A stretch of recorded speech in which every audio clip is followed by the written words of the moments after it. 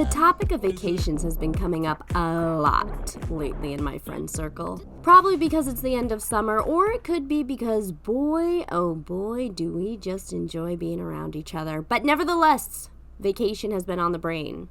I wanted to share a long overdue story from the vault that bonded my friends immensely.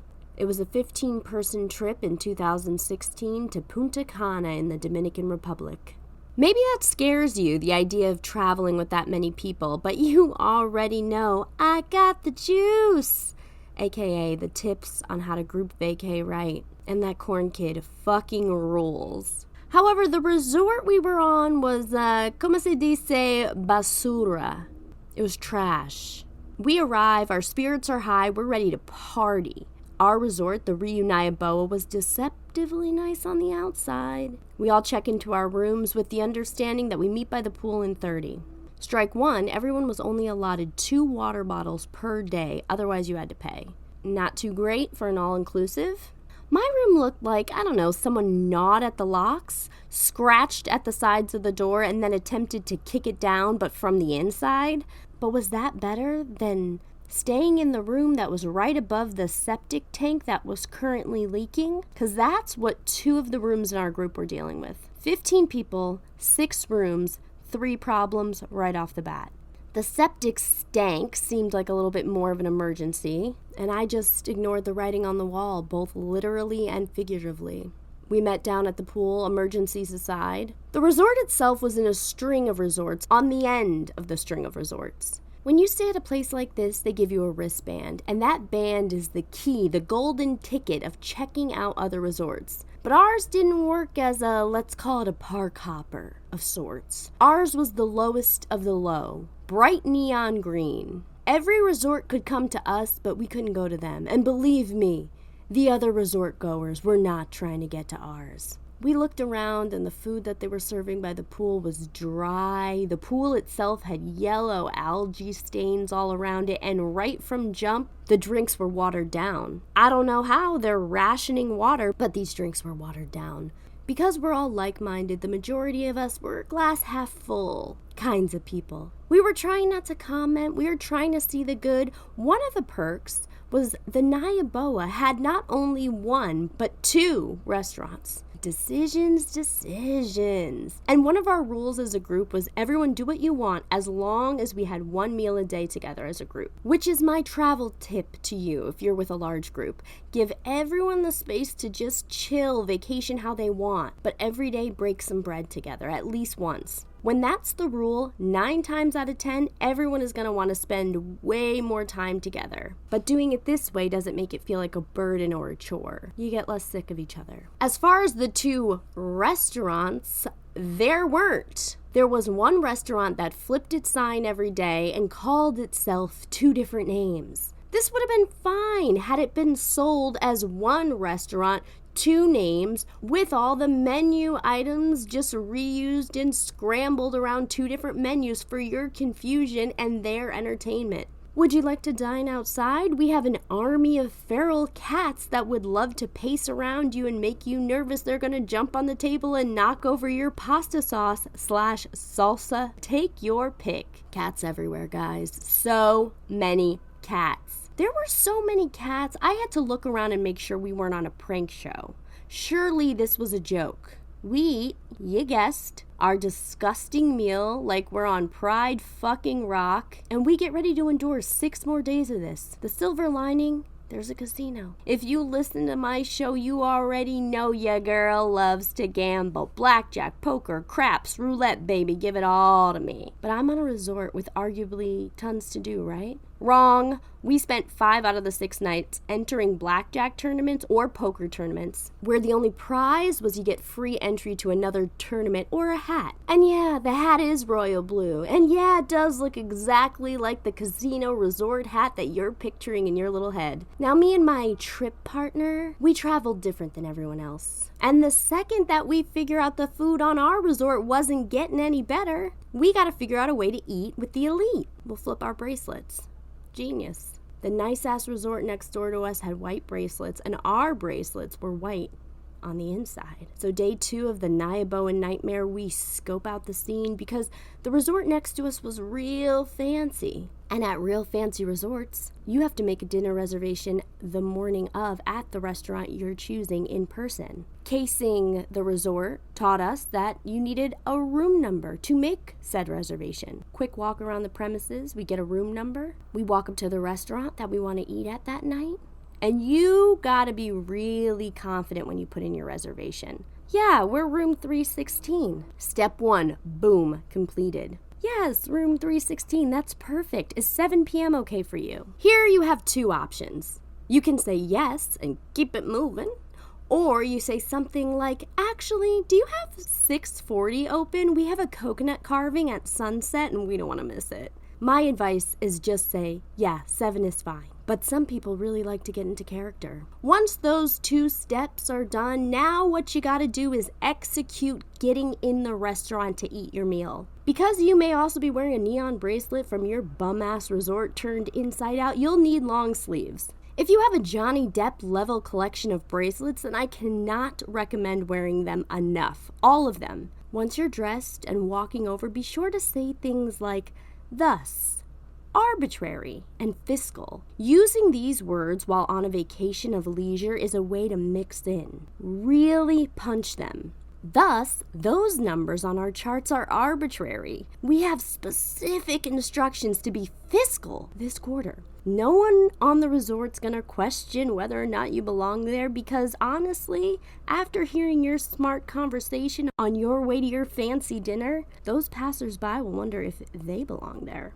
You've gotten past your reservation, and once you're in, and boy, oh boy, was the food at this resort leagues better than what we were working with at the Niaboa. So we did this every day. Whatever meal we weren't having with the group, we had at the gorgeous resort next door. We even put 2 of our friends who were a couple on to this, and the next day, while we're enjoying a jacuzzi that we're not supposed to be at, we see our friends 10 feet away from us at the swim-up bar that they had no business being in. Something the Niaboa did not have, by the way, a swim-up bar. That's how you know you're on vacation with the right people.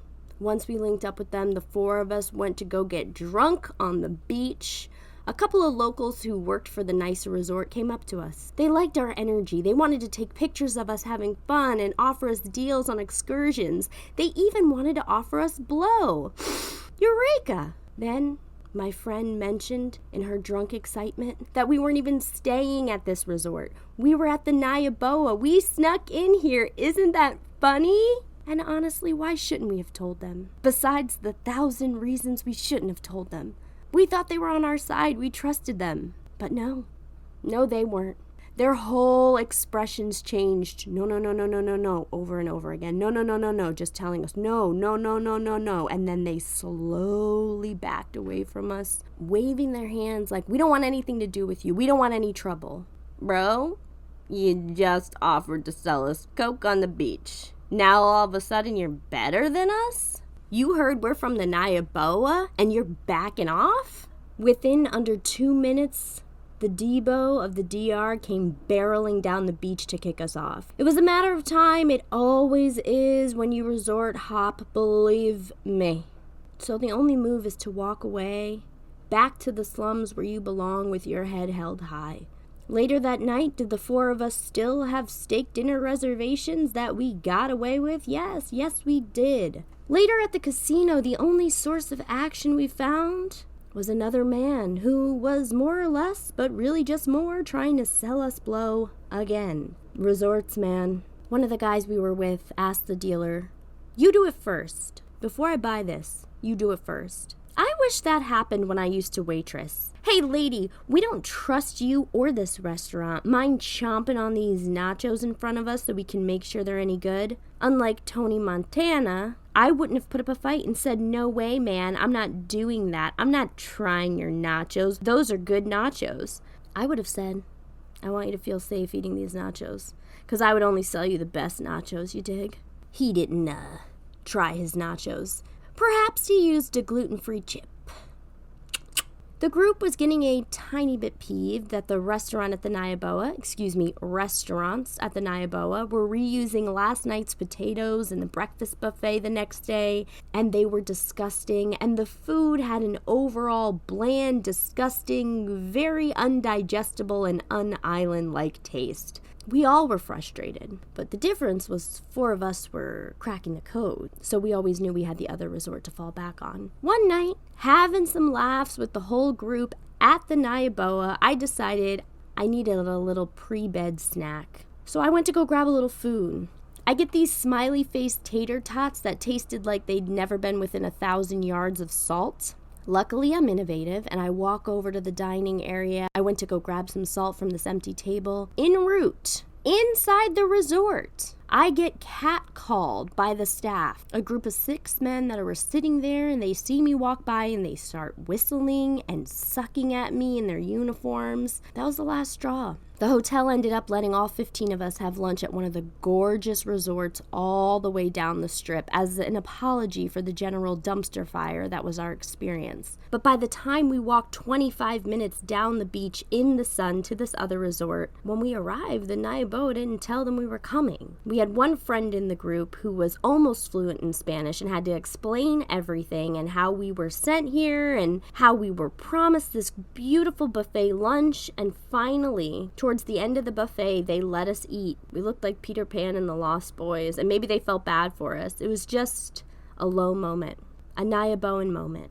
Sweating over rotisserie chicken and buttered buns, we walked back to our resort. At least we were fed. On the last night, we managed to make a reservation at the resort next door for the entire group, show them how the other side lived, and all of us in long sleeves and our Johnny Depp bracelets. We pulled it off. No one in our group is rushing back to the DR, which is a shame, because speaking from my own experience, some of those resorts on our strip were breathtaking. But we did create a bond that could never be broken, because a Niaboan bond is for life, and we're Niaboans for life.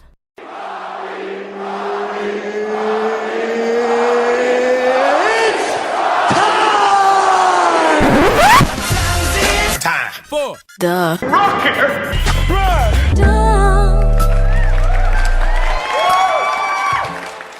Welcome to the Rocky Rundown, where you get to learn a little bit about my week. Party God Squad, hello! Did you have a good week? I sure hope so. And if you didn't, guess what? You can try again right now. Or you can blame the retrograde. It's your life, baby. Live it however you wanna. Marijuana is everywhere. Where was you brought up? I didn't create that. That would have been Marshall Mathers. And we all love a little M&M wisdom to kick off the episode. Thing about me is I love to sing all day, everything I do. I don't know what mental illness that is, but I got it. I was babysitting twice this week. Both babies I love so deeply, and as I'm hugging them and doing their bedtime, I was thinking, this is the purest, sweetest love. And then I feel this sensation in my brain. It's the same sensation that happens in your brain when the Molly starts to kick in, with the synapses clicking at the top of your skull. You know what I'm talking about. That feeling happened to me. Babies, specifically babies who you love or are related to. And I wasn't on Molly, let's just be very clear about that. But it was sense memory. It was the same exact feeling. Babies, they're the love drug. So, I need a coupon to freeze my eggs. I'm not ready to stop running around in these streets. It's not time yet. My ass is too fat. My boobs just jumped from a strong C to a soft D, the good kind of soft D, on their own. And I have the spirit of a go-go dancer at Studio 54, okay? I'm vibrant. But also, I want the babies. One vow I will make is when I'm a parent, I am really gonna listen to my kids, and I'm gonna listen to the things that they have to say to me. I'm gonna hear them, unlike some parents. You see, Jerry Lee Lewis and his choice to marry his 13-year-old cousin came up at a family event recently. Not because anyone in my family was looking for a child bride they were related to, let's be clear about that, but because we were talking about how gross it is. Very much on the other side of Jerry Lee Lewis's decision. But I wasn't a hundy pee on who Jerry Lee Lewis was, so I said, is he the one that sings, You shake my nerves and you run on my brain. Bah, bah, bah, bah. And my dad walked in at that very moment and genuinely asked me if I was trying out a South Park impression. No, Dad, I wasn't. Another year, SNL passed me by. I've fallen into the arms of TikTok, you guys, and I cannot get out. I go on to post one thing, right? And then next thing you know, my thumb is cramping and I'm an hour late for wherever I gotta be. And I'm out of excuses. It's crack, bro. I had no idea. I mean, I had a little idea, but I didn't think I was susceptible to the crack. I thought I was above the crack. Okay? I had no idea. The other day, a person peeling a hard-boiled egg live showed up in my algorithm. I watched this whole fucking thing. They had their little tools and they were making their little click, click, click noises. How did TikTok know I would be into this? I never watched a hard-boiled egg get peeled before. The worst part. You know how when you peel a hard-boiled egg, they have that like almost plastic layer over them that also needs to get peeled? The person didn't peel that layer. Not only was I late for where I had to be, but I was left unsatisfied. TikTok managed to match the algorithm of my real life. That brings us to Rocky's highest thoughts, my most stoned thoughts of the week. Number 1, a lot of commercial ads for politicians are just smear campaigns. Smear campaigns against the person they're running against. But that's kind of bullshit, right? Of course, a lot of politicians deserve a good smearing, but that teaches us nothing about them. The person running, that is. Wouldn't it be better to state a positive campaign commercial? State your credentials and hopes and dreams and goals rather than saying, Ricky Bobby doesn't take his trash out, so let's make him the trash and take him out ourselves. This ad was paid for by someone who hasn't made his wife come in 13 years and can only get hard when he sniffs doilies. Ricky Bobby is a fictional character from a movie that still holds up. Number 2, you don't have to do anything but live long enough. You'll see everyone's true colors come out. You might not like them though. Number 3, time only measures spans. Number 4, I wrote down sneeze karma and now I don't know what that means. And number 5, if you're confused, walk away from whatever is causing the confusion and watch how quickly you're no longer confused. My guest this week is comedian Ben Rosenfeld. Ben's wild word was drinking school, and he shares some vignettes of life in Jersey after attending his own drinking school in Russia. If you haven't done so already, please like, share, and subscribe to the podcast. You can follow me at Wild Nights with Rocky on TikTok and Instagram, at Wild Nights Pod on Twitter. If you want to watch extended interviews with all of my guests, please subscribe on YouTube. You can support the show with your wallet by hopping on over to my Patreon and joining for $2 or $5 a month. A big thank you to everyone who's written a review on Apple Podcasts, and a future thank you to everyone who will write one when this episode's over. It really does make a difference. And now, please enjoy my Wild Nights conversation with Ben Rosenfeld. Ben, welcome. Thank you for doing the podcast. Hello. Thank you for having me. I'm very excited. A fellow New Yorker. We were talking a little bit before we got on and got live that you are a free parent this morning. Yes. My preschool started this week. So from 8 till, well, this week's been till 12 or 1, but usually till 2:15. I can either do work or go back to sleep. Yeah. So it's like the hard decisions. Parenthood is a different type of wild. Parenthood is definitely a different type of wild. It's the opposite of wild, but something. Well, yeah. It makes you sure. It makes you wish for a fifth of vodka like a wild night, I guess. Kids are a lot. I was telling you, I was babysitting and I was like, oh my God, this whole child's life is in my hands right now. It's a lot of pressure. So when it's your own, that is I think it's more pressure when it's someone else's. Oh, really? Yeah, because you feel the responsibility if you're going to let your friends down or whoever. I guess that's true. Yeah, you're like, you put me in charge. You have some sort of trust in me. So let me not let you down. Let me not let you down. So being a parent now, Ben, in New York City of all places, where it's just difficult to get around as a singular person. Being a parent must be really hard. You must long for, I don't know, drinking school some days. Yes, I definitely miss my days of drinking school. That is true. So Ben's wild word was drinking school. So Ben, take us into your wild night story, drinking school. Sure. So here's what you need to know about me. You can't tell right away, but actually, I'm an immigrant. Yay! Yay! From Russia. Boo! Oh, boo! No, I guess you just because Russia has its things, that doesn't Yeah, mean you're a there's boo, been right? some incidents. People don't like to admit they're from Russia anymore, but Gotcha. You're leading the yeah. charge. I'm not leading the charge, but it's like it is what it is. Yeah. I think I have an album, a comedy album titled "The Russian Optimist" and "The United States of Russia," so I can't withdraw at this point. So Yeah, yeah, yeah, it is what it is. you're I fully mean, I'm in. not. Yeah, I mean, they don't consider me Russian because I'm Russian and Jewish. Gotcha. So I still have asthma, but it's very aggressive. And yeah, no, I'm not obviously not a Russian government official, and I've been here since I was a little kid. And but you know how like most For people anyone drink to. listening, he did just rip off his official Russian government mustache, so we don't know if it's true or not. I am talking every third word into secret listening device. But so you know how most people drink to numb feelings? Yes.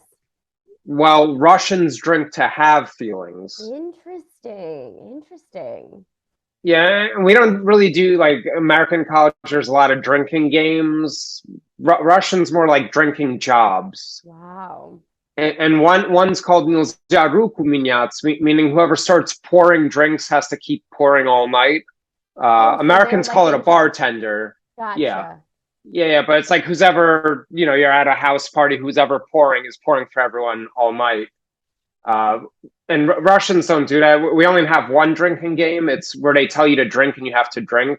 Hmm. It's also called parenting.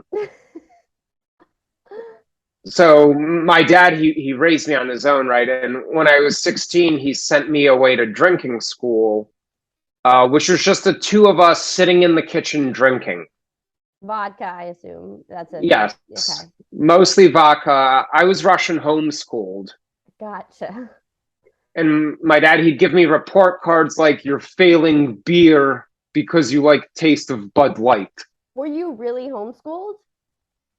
No, just Oh, okay. for the purposes of the start of this story, Gotcha. for comedic joke For purposes. comedic joke purpose, you were homeschooled. So he basically was the one But where a lot of he did kids. teach me to drink at home. So, Yeah. where his whole goal was like, so that when you go off to college, you don't make an asshole of yourself.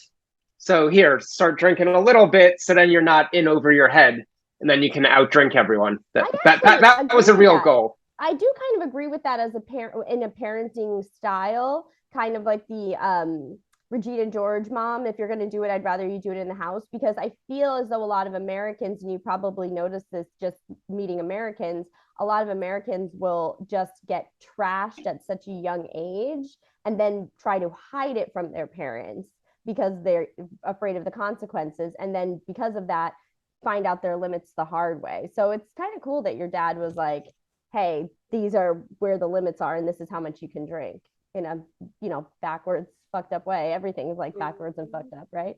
Yeah, yeah. It's the European attitude towards drinking. I Yeah. think is the general. But yeah.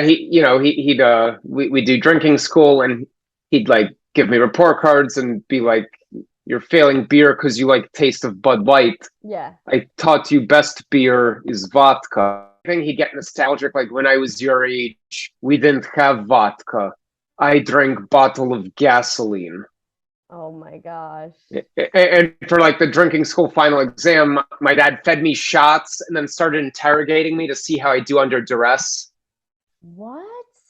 Yeah, he was like, "Who broke the lamp? Is your mother seeing anybody? Did you have sex in my car? Why not?" Did any of those things happen? All of them. Wow. I like that you take all these stories very literally, and every 3 seconds, like, did this happen? Did this actually happen? People come on here and tell a story. This is feeling very, I love it, but it's feeling very much like a stand-up set. So usually people tell me a story, so I do take it literally. Okay, yeah. So the start of this is stand up, and then it goes into the story. But I figured I'd set it up with stand up. Gotcha. Sorry to cheat, and now we've gone behind the curtain. Now it's all right. ruined. It's the Wizard of Oz. Everybody, click your heels 3 times. Yeah, but this part is true. One time I got my driver's permit, and we were out. I was out drinking with my dad at one of his friends' place. Yeah. And my dad got so drunk he had me drive us home on the highway. Like my dad's method of teaching me to drive was to get drunk and be like, "Well, I can't do it. You try." And were you also drunk? I had a little buzz going. I think he was more drunk, but it definitely wasn't sober. Probably wasn't the best idea. But anyway, I mean, the point of all this was to get me like ready for college. Right. And college was my real drinking school. Rutgers represent. Oh yeah. And like I remember like first weekend of freshman year, probably day one or two, night one or night two. I like knew someone that was already going there, so we went to some frat party or whatever, and it was a toga party, and we're doing shots of very bad vodka. Next thing I know, I'm in a toga, passing out on the hood of a police car. How did that happen? I assume we were leaving at some point, and I was getting sleepy on the walk home, and there was a car to rest on. But luckily there was no cop in the car, so God. Yeah, he dragged me back to the dorm, and then like I remember just waking up drunk the next morning, and I'm like stumbling around the dorm floor, and some girl I don't remember meeting. It's like first weekend. She's like, "Oh, I saw you at Skinny Vinny's Pizza last night. You were really funny." And I'm like, I don't remember going to a pizza place. Yeah. What did I have? Yeah. And then I think it was the same weekend we were drinking in the dorms, and it was my roommate in the whole, I was doing the pouring, so I was pouring it all night. Yeah.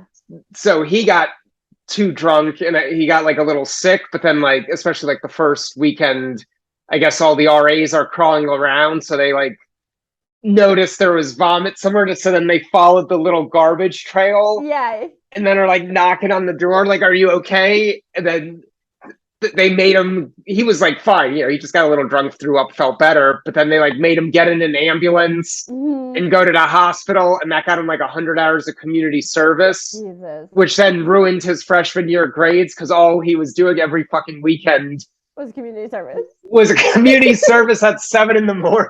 Oh my God. And then he's my best friend from college. We were like randomly assigned, but he's my best friend from college. And then like graduation weekend, there was something called Rutgers Fest, where there'd be like a big concert every year. Like a Kanye or whoever would come out, big outdoor festival, and everyone always pre-games. So we're pre-gaming at his place. I'm pouring again. So he's like, "Ben, I don't feel well. I don't think I should go to this." And I'm like, "Well, if you're going to be sick, you might as well get sick somewhere else and not have to clean up your own apartment." He's like, "That logic's pretty solid." Yeah. So, and then, what was it? We also, me and him created a website together that was a parody of the school. So we went to Rutgers, and the website was called Slutgers. Oh. Which was like, drinking game of the week, sexual position of the week. It was like college humor, but only for Rutgers, which was a mistake. I kind of like sighed a breath of fresh air, because I was like, oh my God, is he going to tell me he did the like Facebook version of like who was like the sluttiest women of the week? And then I would have had to be very disappointed. So No. It was just like a fun pun.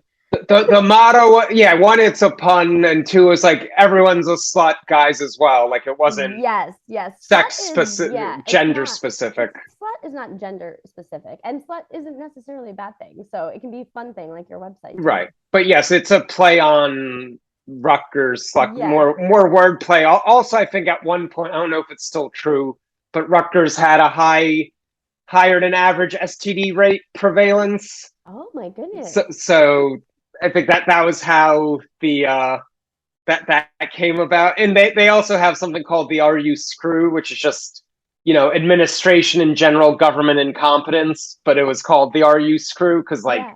Rutgers University, and it'd all be like, "Are you ready?" or "Are you whatever?" So when you're like 3 credits away from graduating, and the only class you have has room for 4 kids in it that you need to graduate, and you don't get it because whatever, the athletes get to register first. Yeah. That's the RU screw. Oh So my so stuff gosh. like that. So we were making fun of all that stuff on the Right. website, and I remember part of drinking school, what was when I turned 21, I decided to play 21 shots on my 21st birthday. But because I was responsible and went to my dad's drinking school, I did, when it hit midnight of turning 21, did like 16 shots from midnight to 4 a.m., Gotcha. then went to bed, sobered up, and then Finish. very painfully at like 11 p.m. finished off those last 5 shots, which was the school at a hard knot school of drinking. And the last college drinking part of this was, so we woke up graduation day, me and my roommate Jay. Hmm. We woke up at 8 because I think graduation was at 9 or 10. So we I'm wake up sure. Yeah. to pregame graduation like Of professionals, course. and we were probably drinking the night before too. And one of our friends wasn't graduating, and he went even harder the night before, but we still woke him up to drink with us, and he took his shots and then went right back to sleep. Oh my God. He was not going to be bullied. But he didn't. But he no he did get bullied into doing the shots because we had all agreed the night before we got a pregame, but then Right. he just went back to sleep. Yeah. So Jay and I are standing in line at graduation, like they're lining you up and stuff. And we're like, "Hey, does anyone want to buy Sluckers.com for sale?" And some kid goes, "Oh, I know someone who'd be interested. Let me put you in touch," and like calls his friend.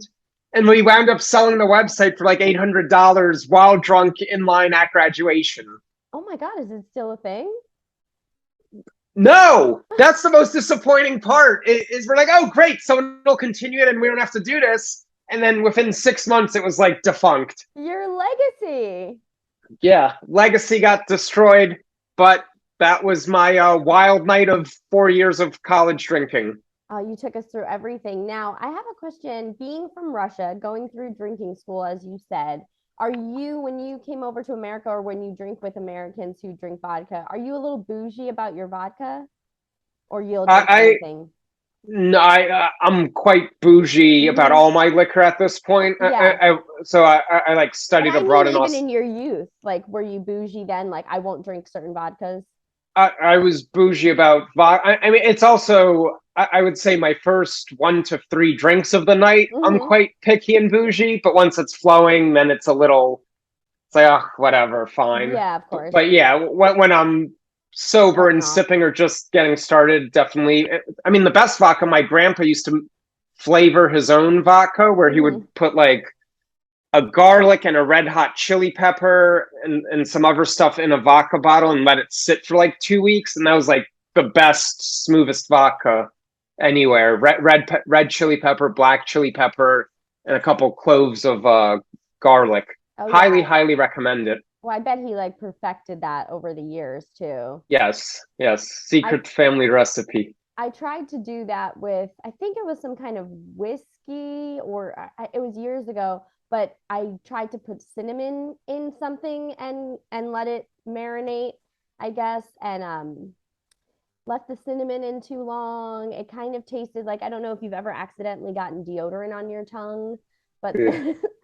but that kind of like weird, you're like, it's not quite soap, but it's not quite like a cleaning product. It's just like a gross taste. And thank you for not viscerally reacting to that. I've used that analogy before. You know, when you like get deodorant on your tongue and someone's like, no, I don't know what it's like to get deodorant on your tongue. And I just feel like getting deodorant on your tongue accidentally isn't that weird.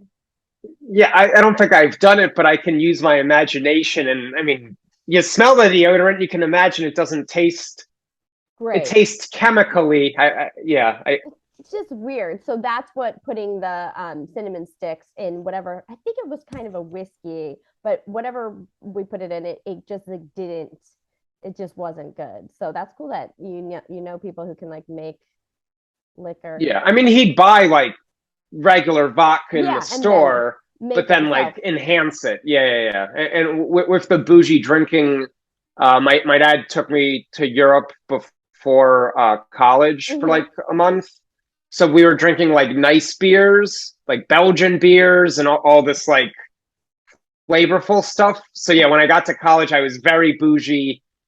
I'm like, I'm not drinking Natty Ice. No, Yeah. I was like, I'd rather drink once a week something nice than like every night Bud Light. Like I can't Yeah. deal with that. And then I studied abroad in Australia, and for Okay. whatever reason, in Australia, by far the cheapest thing you could buy was wine, especially boxed wine. Like Hmm. beer was crazy expensive, but boxed wine was like $4 for 3 gallons or Oh my something. God. And I hadn't been bougie about wine before, so Right. like we were literally playing beer cup and flip cup with wine for 6 months down there. Yeah. And after that, and boxed wine is by far.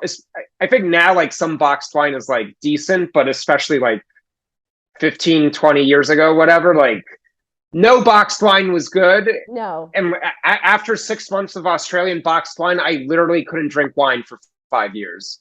I think that the creator of box wine just passed away yesterday. The creator of Franzia, maybe. Oh yeah, Franz. Yeah, Yeah, yes. Ew. I That know. that Just that, the that thought gives of me it. more of a visceral reaction than licking deodorant. I think I would rather lick deodorant than drink Franzia. I know. Pour one out for him. That's crazy. Well, you were saying that Rutgers had kind of like it was like a festival, Rutgers Fest, where you Hmm. would get really huge guests because Rutgers is kind of known for being a wild party school. Yeah, I'd say it's like any, not any, but like some of the state schools where Yeah. you can. There's definitely a large party element, and you can get a good education, or you can learn absolutely nothing, and either way, you'll get the same degree. Yeah. I think I managed to balance both. For like Sunday night to Wednesday night, I'd actually like do stuff and go to class and like read whatever. And then Thursday, Friday, Saturday, I'd be out and have a good nice time, not really doing work. And then get it done the other days. And so I kind of did both. Yeah, And you like yeah, figured out a way to handle both. I didn't go to a big party school. My school was rather small, my college, but I had friends that went to University of Connecticut to UConn, and sure. they had a thing called Spring Weekend, which I think is very Hmm. similar to Rutgers Yeah, Fest yeah. probably. I grew up in Connecticut, so Oh, I that's know fun. UConn and Stanford. Oh, okay. I'm from New Haven, like New Haven area. Okay, Yeah. yeah. So I purposefully avoided UConn because everyone goes there, but Yeah. Rutgers was the New Jersey version of that. But I wasn't from there, so it was fine for me. Uh, Yeah, no, my mom yeah, wouldn't let me go to UConn.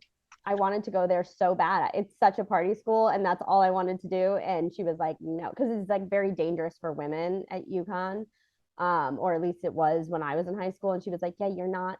They literally at UConn, when I went to visit my friends, they had something that everyone knew about called Rape Trail, where it was like just this walk that you would walk past like like these dorms, and people called it Rape Trail. So my mom was like, yeah, you're not fucking going to UConn, bro. It's not happening. And so I had to go to like a small school. But I went to it was just too dangerous and like too much stuff. And also she didn't like how desolate it was. UConn, is like in the yeah. It's in the boonies. middle of nowhere. Yeah, Yeah. So she was like, at it's not least happening. Rutgers is like in a city, Exactly. so it almost makes you have to be more careful because it's not like, oh, it's just college kids around. Yeah, It's no, like a it's rough. mid-sized city, and you're like, you got to keep your head on a swivel anyway. Yeah, Yukon is like its own state almost. But I went to spring Yeah. weekend, I think my sophomore year of college, and I went with one of my girlfriends, and she immediately, we were drinking so hard and so fast the second we got there, she immediately had to go to the hospital. But like one of our friends who was at Yukon took her to the hospital, but she drove us up there, and it was like one of those situations where not a lot of us could go with her. Obviously, he just took her really quick and she was safe with him. But he took her to the hospital and I like stayed behind, but I was already drunk too. And then I just ended up like partying at spring weekend and she stayed in the hospital after like getting there and out. Like we were there an hour and she was in the hospital. So that tells you how hard UConn kids party. That reminded me, like I said, I knew someone that already went to Rutgers like the year before. So I Yeah. visited him for Rutgers Fest my senior year of high Yeah. school. Yeah. And I'm sure UConn was the same. It gets like super crowded during the Mm-hmm. concert. Yes. So like if you have to pee at a certain point, there's nowhere to go. So I definitely remember at one point, I'm like, everyone just jumping up and down, and I'm just trying to pee on the ground while jumping up and down and Oh pretending my it's not me. I God, really had to go. I don't think I Ben. got on anyone.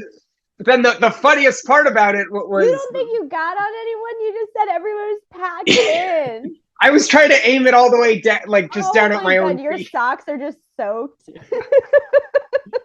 And then, but the funniest part is I remember at some point freshman year, I'm like hooking up with this girl, and we're talking about we're Yeah. both excited to go to Rutgers Fest, Yeah. and she's like, "Oh yeah, I went last year, and I heard some guy was peeing on the crowd." Oh my God, And I Ben. was like, "Doo doo doo doo doo doo doo." That's awful. See, you're thinking it's not going on anyway, anyone. Meanwhile, you're a whole thread on Reddit. Oh my God, that's so funny. What concert was it? Rutgers Fest. No, but what concert were you peeing on everyone? Like who was on stage? I think it was Kanye before when his after his first album came out, before he was like huge. Oh And yeah. I remember him being quite bad live actually, because Really? he'd start a song, start the chorus, and then just stop and go to the next song, like not letting people. And he had like 3 hits at the time, but he wouldn't like do the full song. It would just like start and then like remix and then something else. Like Now, okay. I, as a concert lover and old Kanye fan, can see why that's genius. I'm annoyed. I would be annoyed by it in the crowd, but I can low key see why that's genius because he's using the art of making people want more and like giving us. It's almost narcissistic in a way where it's he's like, completely narcissistic. And as now as a performer, I can appreciate the fuck what you want. This is what I what I want to want. do Yeah, aspect. But like that's people go to concerts to sing along to the songs they like is like yeah, 80% of concert. I'm not saying everyone, but like yes. most people like I love this song. I bet it would be awesome live with a buzz with the person With the singing right it. people, yeah, with a little bit of pee Right. on the back of my ankles. Yes. Yes. That just enhances the flavor of the whole thing. Uh But yeah, but that's yeah, completely narcissistic. but I'll say like a different year, it was like Sugar Ray was the act who Okay. hadn't had a hit in like 20 years, and this was their like legacy still surviving tour. Yeah. And I enjoyed them way more because they embraced it, played the hits, everyone's rocking along, and it was way better. And like, I was a fan. I mean, I still like Kanye's music, but it wasn't like, oh, I don't like Kanye, I like Sugar Ray. It was more like, Yeah. oh, good, I'm excited for Kanye. Oh, Sugar Ray, really? They're Exactly. still around? And I'm like, oh, okay, they're rocking. Yeah. Yeah. They know what they're doing. And we definitely all want to sing Fly. So let's be real. Yeah, Let's be yeah. real. We all know the words. That's and yeah, if one of them is giving you a good show and the other is not, come on, Kanye. Now, how long after college, or maybe when you were in college, did you start doing comedy? So I considered running the Sluckers website my Mm-hmm. first comedy. I mean, Gotcha. it was writing, and then we kind of made merch, like shot glasses and thongs and hoodies, and Uh-huh. we'd go around the dorms like selling them and stuff. What an Uh, entrepreneur. Yeah. We it was never very profitable, but it was always profitable. A Right. couple bucks. Uh, so that was the first time writing comedy because whenever you know how like every college they get some $5 million consultant every year or two and update the website front Right. page to make it look so whenever they would update their front page we would redesign our front page to look the exact same but instead of the R be the SL. Love it. So that was writing, and then that same roommate Jay, he was in college. He was doing stand up, and I'd always go around with him and give him little ideas, like I was his fake manager Yeah. and stuff like that. But I never performed. And then like a year out of college, he was like spending. He was between. I was living up in Hartford, Connecticut, Hmm. doing real work, and Right. he was in between Atlantic City and New York City, and I work sent me on a project to Philadelphia, and he was like nearby enough where I'm like, yeah, let's meet up sometime, right? Like, come Right. crash in the hotel. I'm there every week, and so I started checking out shows like open mics in Philadelphia, being like, oh well, if you visit, I'll know where to send you. Hmm. And after like 2 weeks of watching Philly open mics, I was like, I could write this shit. Yeah. So like I went back to the hotel after I had a couple of drinks there, wrote like 5 pages of joke ideas, and I sent it to Jim like, hey, maybe you could use some of this. And he's like, it's not bad. Why don't you try it? And I'm Oh. like, why don't I try it? I don't know anyone in Philly. Who cares? Yeah. And that's how I started doing stand up like 2 years out of school. Wow. So you must have fallen in love with it and then just said, let's keep this rolling. Yeah. And the thing I liked the most, which will sound weird, Uh, I even remember, I mean, the first time I had like note cards where I like printed out the jokes and I'm like holding the note cards and shaking and stuff. But Hmm. like, I just remember between, and it actually, some stuff got some laughs. And like the next week, someone's like, oh, you had that joke about blah, blah, blah. I'm like, all right. Yeah. But the thing I remember most is it felt for the first time, like between the jokes, people were actually silent and listening to me. But Wow. like that, you know, like when you're crushing and it's doing well, and then you just take a beat, but there's this like focused silence, Yeah. and like that's the thing that I really like is that, like it feel most of the time people are just waiting their turn to talk in life, Yeah.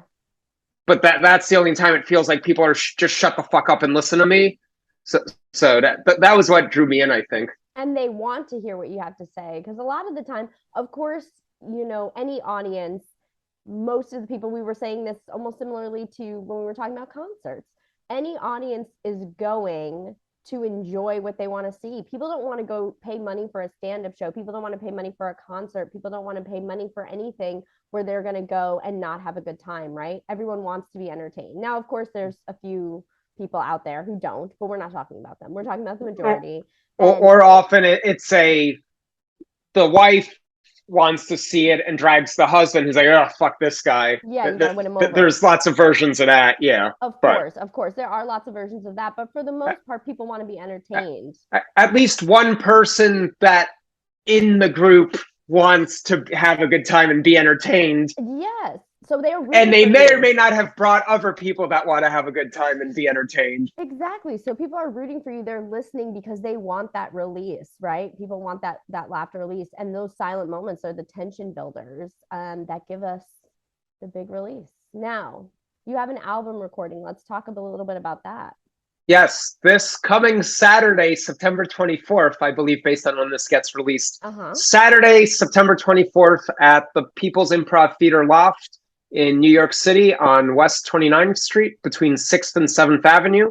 Two shows, 7 p.m. and 9 p.m. If you go to bigbencomedy.com/live, that'll get you your tickets. And if you use code, you click like that discount code thing and type in all one word, we're over it. That'll get you $5 tickets instead of $20. You Oh just my made god. $15 listening to a podcast, huh? You Oh, and just made if you get there on time, you get a free beer too. Oh my goodness. You see the benefits of listening to this podcast? This is amazing. Well, Ben, I wish you all the best with the album recording. I want to thank you so much for doing the show. This was a great time. It was very nice to reminisce about college days and party Yes. days. And maybe we've taught some future parents or current parents how to really teach their kids to drink. So we're not out here Yes. acting a fool. And they can also parent if there's parents that listen to this. I have a book actually just got renamed Giving Mirth. Used to be called New Parent Smell. Funny thoughts on pregnancy, newborns, and tots, and it's like doubles as an adult coloring book, and it's me and my wife's pregnancy and newborn jokes in like illustrated New Yorker cartoon type format. Oh, that's amazing. And it's also a good gift for anyone you know who's recently pregnant or gave birth, or if you just want to remind someone why they shouldn't have kids. That's the book for you, Giving Mirth. Just type it in on Amazon or New Parent Smell, and it'll come to you, and it'll be fun. That's the overall message. Do not procreate. Ben, can you give everyone your social media, please? Yeah, it's Big Ben Comedy. Any social media. Also, the website's bigbencomedy.com, or social media, Big Ben Comedy, whichever you use. Although I prefer they find me on TikTok. That's where I have my highest following. Although I guess Instagram people care about more. But Yeah, I prefer Instagram TikTok because cares more. yes, because wherever you want. But TikTok I post the most often too because humble brag, very slightly TikTok famous. Oh, there we go. Yes, That's which why I means booked my you. videos, my videos get millions of views every month, but I'm still eligible for food stamps. There So we go. check it out. Embrace the system at all costs. Yes. Embrace the system. Ben, thank you so much for doing the podcast, and you and I will talk soon, all right? Yes. Thank you, Rocky. Absolutely.